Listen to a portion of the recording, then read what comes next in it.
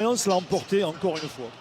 Qu'aujourd'hui, alors même s'il y a eu des décisions d'arbitrage un peu défavorables pour les Montpellier, je trouve que bon, encore une fois, Toulouse, c'est la maîtrise toulousaine, voilà, jamais. Et puis il s'appuie sur les erreurs d'en face. D'en face. Et puis ils ont mis un drôle d'engagement et de combat inhabituel. Là, c'était féroce. C'est justement sur ça que je voulais appuyer. Ils ont été excellents dans le jeu sale en fait. Le jeu qu'on n'a pas l'habitude de les voir jouer. Là où Montpellier pensait être bon, le jeu sale. C'est pas du tout le même stade toulousain que la semaine dernière contre le Racing. On a vu des méas fous très agressifs, on a vu des plaquages au-delà de la limite, mais pas pris. Bah, encore une fois, c'est pas, j'ai rien contre monsieur l'arbitre, c'est fini le match. Mais c'est un Toulouse qu'on n'a pas l'habitude de voir. Mais encore une facette, qui joue parfois à la néo-zélandaise. On parlait tout à l'heure de Richie McCaw qui était toujours à la limite. Mais c'est un peu ça. On n'en a pas trop parlé, mais on parle souvent de Hugo Moulin. Moi, j'aimerais mettre un peu en avant aussi le staff technique de Hugo qui travaille justement ces points-là et qui travaille justement à être à la limite pour justement dans les moments où c'est important, et ben ça va basculer de leur part. Virgile, David Mélé, Poitronneau ou Bouillou, c'est ce staff-là. Et sur les groupés pénétrants, ils sont très performants parce qu'ils sont à la limite, mais comment te dire, ils arrêtent totalement l'avancée de l'adversaire. Ils les bloquent et puis tu peux pas réagir. On que stratégiquement, ils prendraient Montpellier sur ses points forts en fait. C'est ça, mais j'ai l'impression qu'on se répète d'année en année. Mais à chaque fois, Toulouse gagne ses finales en jouant sur les points forts de son adversaire, en le montrant qu'ils sont plus forts sur les points forts de l'adversaire. Et ça te démoralise. C'est la clé. Après aujourd'hui Montpellier en direct Denis l'a dit souvent, ils ont eu des occasions. Ah bah oui. Mais ils ont fléchi, ils ont été fébriles. Il y a eu des choix stratégiques, Denis. Encore une fois, on peut revenir. Les jeux au pied intempestifs dans les couloirs ou ce choix des pénalités jouant la main, on peut en discuter. Mais quand même, les en avant, les paires de balles, tu en parlais tout à l'heure encore, les 10 minutes où Lebel prend le carton jaune, c'est Toulouse qui ressort gagnant, 3-0. Ouais, on sentait que ça manquait d'un chef de meute, d'un leader. Les regrets, il y aura beaucoup de regrets. Montpellier est rentré, je regardais les stats, est rentré 14 fois dans les 22 mètres toulousains. Toulouse est rentré 6 fois dans les 22 mètres Montpellier. Terrible la stat. Moyenne de points du stade toulousain, 3,1 chaque entrée. Moyenne de points de Montpellier, 1,2. Voilà, le réalisme. À chaque fois, Toulouse a une maîtrise émotionnelle, une maîtrise de l'événement, qui quand il faut frapper, quand c'est le Naja quoi en fait, ça mord à un moment et les Montpellier, on l'a dit, 4-5 occasions loupées, ils gagnent, ils perdent de 8 points simplement. C'est la confiance du champion, il n'y a pas de doute, ils sont là, ils sont bien ensemble, le collectif est bien huilé, c'est des camarades, c'est des copains qui jouent ensemble, qui jouent le même rugby, avec une stabilité depuis des années. Avec une stabilité et on ne sait pas jusqu'où ils vont aller, on ne sait pas comment les arrêter surtout, parce qu'ils sont impressionnants tout simplement. Alors, Jacques Willis. Alors, parle-nous un peu de ce garçon Wilfried, parce que on le connaît évidemment, il avait été désigné meilleur joueur du championnat la saison dernière. C'est un joueur qui est extraordinaire, qui aurait évidemment sa place en équipe d'Angleterre dans le 15 de la Rose, mais il ne peut pas jouer à cause des règles stupides édictées par la fédération anglaise.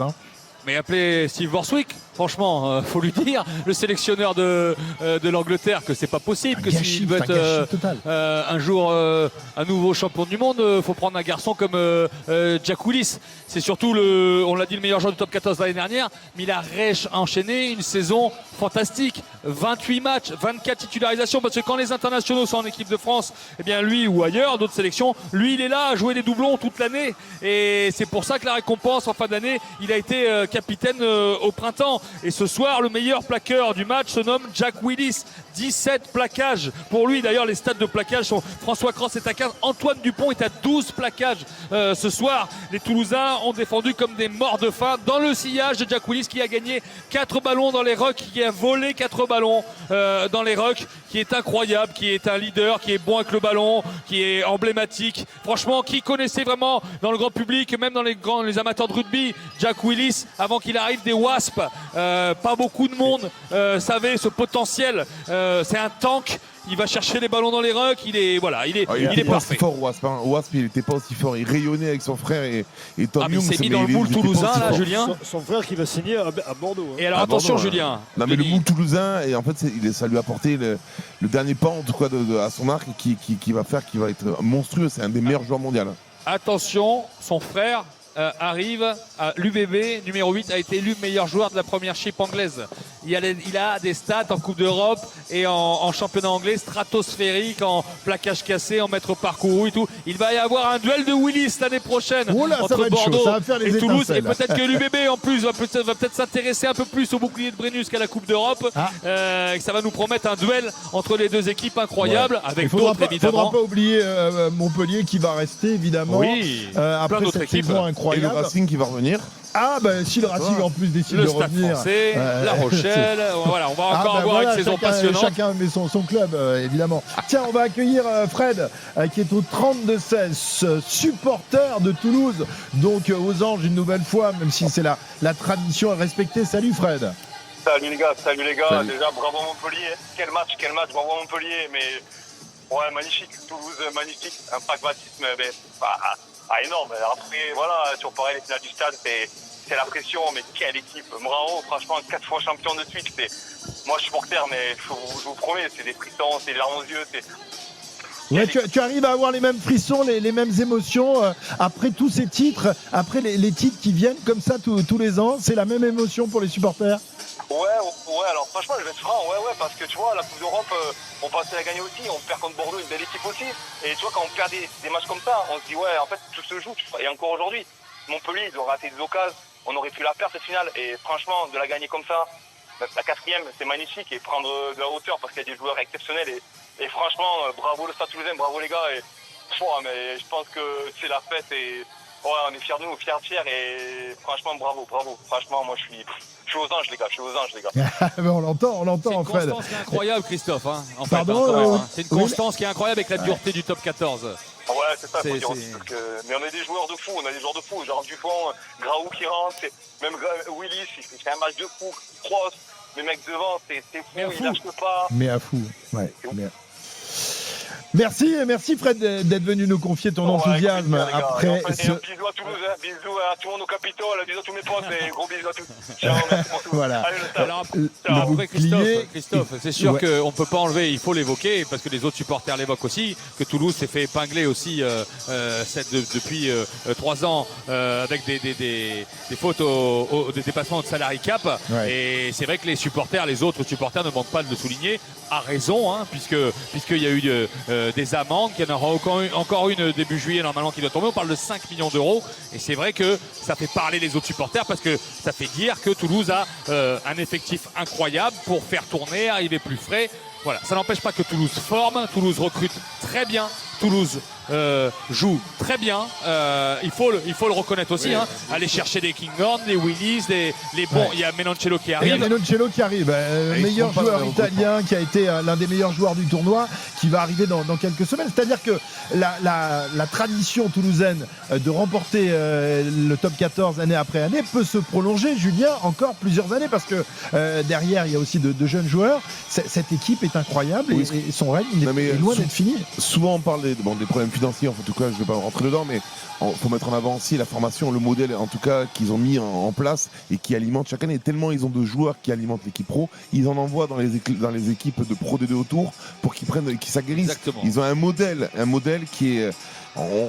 tous les clubs de France, en tout cas, on lorgne en tout cas sur ce qu'ils font. Et Montpellier, on en parlait déjà tout à l'heure, Montpellier qui est en train d'essayer, non pas de copier, mais d'imiter le modèle toulousain, notamment en plaçant beaucoup d'anciens joueurs qui ont joué justement au plus haut niveau à la tête des équipes de jeunes, et ça a l'air de marcher là aussi comme ça marche à Toulouse. Encore une fois, Toulouse a initié ça, c'est-à-dire de prendre des joueurs qui ont la culture club, qui vont l'intégrer. On fait au Racing, toi aussi. Au Racing, on commence à le faire. Dans tous les clubs, on commence à le faire.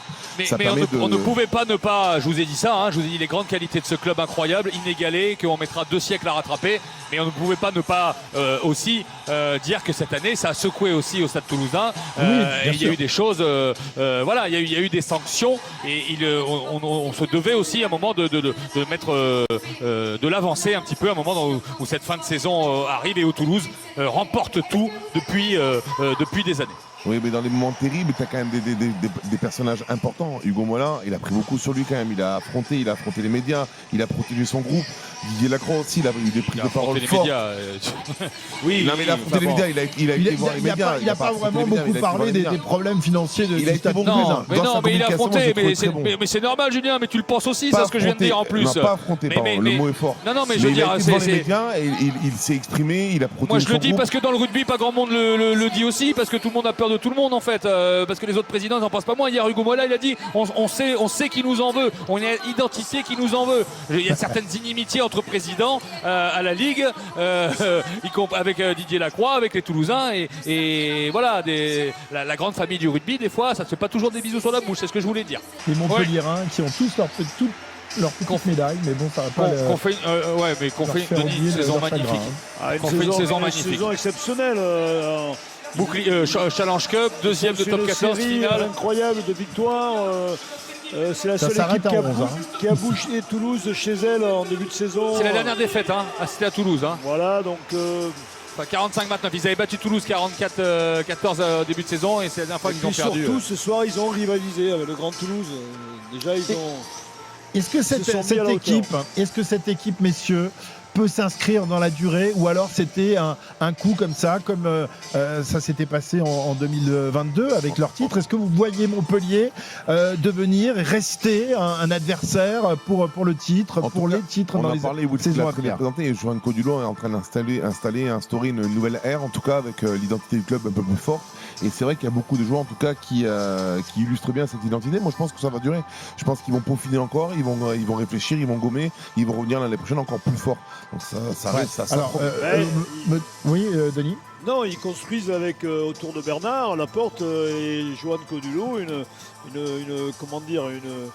pas une saga, mais je veux dire, ils sont armés maintenant. Ils vont recruter l'année prochaine 3-4 joueurs qui viennent de renforcer l'effectif. Mais il va falloir compter sur eux, bien sûr. Et il n'y a pas beaucoup de départs en plus, donc il n'y a pas de raison de ne pas revoir Montpellier l'année prochaine jouer les premiers rôles. Alors on parlait des problèmes réglementaires et financiers de Toulouse, mais du côté de Montpellier aussi, Wilfried, il y a des soucis. Ça concerne plus la personne de Mohamed Altrad, c'est le président, donc le club de Montpellier. Oui, un redressement fiscal de 331 millions d'euros, ce qui n'est pas je vous entends glousser parce que c'est vrai que c'est pas mal. Mais oui, ça concerne la personne de Mohamed Altrad sur son entreprise. Oui, ça n'aura pas d'impact sur la vie du club. Je veux dire, les finances sont là et elles sont assurées évidemment pour Montpellier. Il est milliardaire, Mohamed Altrad, donc 330 millions quand même, ça commence à. Oui, pour toi, oui, mais pas pour lui. C'est un trou quand même. Pour toi, pour nous les tous. Les lumières se sont. Oui, on parlait des recrues cherchées justement Denis pour Montpellier. Il y a Adam Hastings, le demi-ouverture de Glasgow, qui est Dimitri Delibes, l'ailier toulousain. On a aussi Reda Wardi, le pilier de La Rochelle, qui revient dans sa région. Donc entre autres, ces recrues. Voilà, avec peu de départ, on a Forletta quand même qui part à Perpignan, Léo Colli, on l'a dit, qui va à Bayonne, Darmon qui va à Oyonnax et Tolène, mais c'est des joueurs qui jouaient un peu moins effectivement, donc on a tendance à se renforcer côté Montpellier pour l'année prochaine, mais il faudra refaire une saison. C'est là où Toulouse est très fort. C'est Toulouse dur. Non, il faut enchaîner. C'est oui, sûr parce qu'il y en a 5 des 6 qualifiés de l'année dernière qui n'étaient pas dans les 6 cette année. C'est pour vous dire la difficulté, Denis, Julien, de durer dans ce top 14 avec la concurrence. Alors que le bouclier vient de sortir de son écrin, de sa boîte. Il est magnifique, ce bouclier de Brennus. Il est là depuis la nuit des temps. Il brille dans la lumière du Stade de France, les lumières rouges qui partent des travées. Et donc ce bouclier de Brennus qui va être remis dans quelques instants. Ça y est, les Toulousains arrivent. Tout un symbole, ce bouclier. Quand on est joueur de rugby français, on le mythifie. C'est le plus beau trophée. C'est le plus beau trophée, c'est plus beau qu'une coupe, c'est plus beau que. Ouais, quand on le voit à chaque fois, c'est Il n'y grave. a qu'en rugby qu'on remet un bouclier au vainqueur quand même. C'est vrai. Mais Ouais. c'est une Après, je suis d'accord avec toi, Julien. Il est beau, hein, on est un peu chauvin, mais il est sublime. Hein, il brille de mille feux là, d'où on le voit. Hein, il est... Le dernier coup, je scrollais sur mon téléphone, j'ai vu une entreprise qui leur mettait en état. J'ai du plaisir à le regarder. Toi, alors que c'est un truc, c'est bidon, c'est un bout de bois que tu remets. Non, c'est le bouclier de bonus, tu le regardes. Et je l'ai regardé 2 fois le reportage. Oui, alors il faut rappeler aussi qu'effectivement, ce trophée qui est remis tous les ans à l'équipe victorieuse passe ensuite des semaines mouvementées. Hein, de sales semaines. Ah oui, on avait vu Ntamak une année faire du surf avec en Méditerranée. Le 4. Il n'y en a pas 3, il y en a un qui est remis au joueur là, il y en a un qui est en permanence à. Il y en a un qui reste dans les vitrines, tu crois? Et il y en a un qui est en secours pour les médias. Il y en a un qui est en secours pour les médias parce que des fois il n'est pas en bon état. Non, mais j'ai l'impression de le dire chaque année, mais on avait vu un reportage sur le bouclier justement, et on avait vu la personne, quoi, les bénisses, qui le remet en état. Il l'avait dévissé, il avait enlevé la coupole du dessus, et en tournant la coupole, il y avait un autocollant du Stade Toulousain et il y avait marqué « C'est le nôtre ». Très drôle. Excellent. Ils avaient dévissé le bouclier pour y mettre cet autocollant. On va voir qui va le lever, s'ils vont le lever à 2. Ah oui. Ouais. Donc on rappelle que le capitaine sur le terrain ce soir c'était Jacques Willis, mais que le capitaine, le vrai capitaine, véritable capitaine de cette équipe, c'est quand même Antoine Dupont, non? Et je vous rappelle qu'il y a 10 joueurs qui soulèvent leur 6e bouclier de Brennus. Hein. Marchand, Movaca, Neti, Einou, Eldeguerri, Cross, Dupont, Ntamak, Lebel et Ramos. 6 boucliers de Brennus.